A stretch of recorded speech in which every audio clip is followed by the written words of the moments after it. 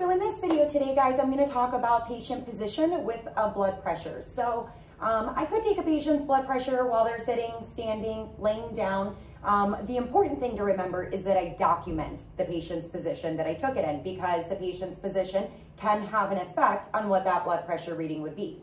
Now, most often we're taking this in the sitting position. So when they are in the sitting position, I usually don't need to document that with the facility, because they usually have that's their main way of doing it. And if you do it outside of sitting, laying down or standing up, in that case, then you would document. You would just check with your facility's protocol on that.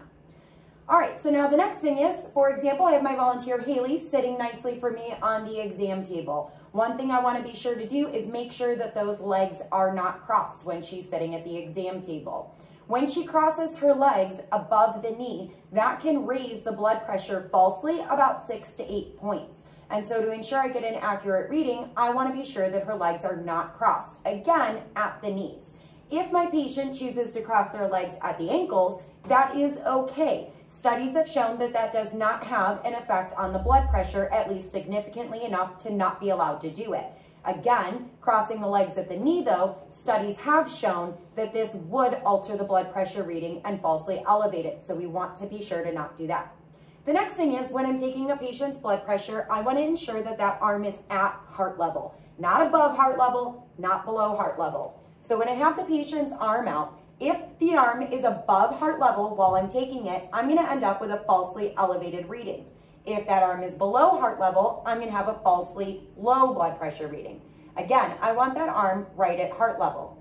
I also want to help my patient hold their arm as I'm taking the blood pressure, so they don't have to hold that up the whole time, because if I'm entrusting the patient to do this and their arm gets tired, they may start to move it down as I'm taking the blood pressure, and I would hear the movement for that and possibly have to redo the process. So ensure that you help aid your patient in holding that arm up. Now, our position is also important. I don't want to invade my patient's privacy by being too close or too personal or standing in an inappropriate way. We always want to ensure that we're standing on the outside of our patient's body and not entering their private space. So when I go to do the blood pressure, I'm going to grab my cuff. I'll grab my patient's arm, feel for where that brachial artery is, which is near pinky side in the center of the antecubital space, right in the bend of that elbow, right in the crease. Place my cuff, line up that artery line with the area that I felt the brachial artery at.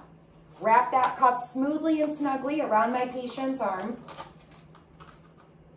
And then, and notice again, I'm still standing on the outside of my patient.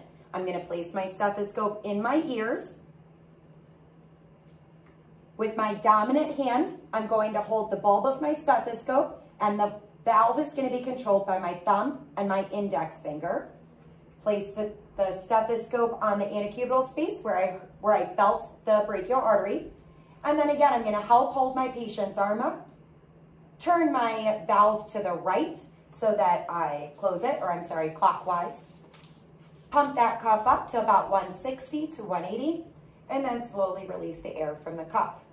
Again, as I'm doing this, I'm helping my patient hold her arm up.